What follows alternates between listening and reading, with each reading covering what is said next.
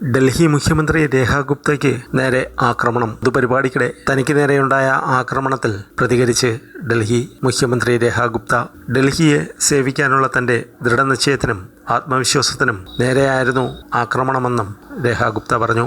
ആക്രമണത്തിന് ശേഷം എക്സിലൂടെ പ്രതികരിക്കുകയായിരുന്നു അവർ. ഡൽഹിയെയും ജനങ്ങളെയും സേവിക്കുന്നതിനുള്ള തന്റെ ആത്മവിശ്വാസത്തെ തകർക്കുന്നതിനുള്ള ഭീരുത്വപരമായ ശ്രമമായിരുന്നു ഈ ആക്രമണം. ആക്രമണത്തിന്റെ ഞെട്ടൽ വിട്ടുമാറിയിട്ടില്ല. ഇത്തരം ആക്രമണങ്ങൾക്ക് എൻ്റെ മനസ്സിനെയോ തീരുമാനങ്ങളെയോ തകർക്കാനാകില്ല.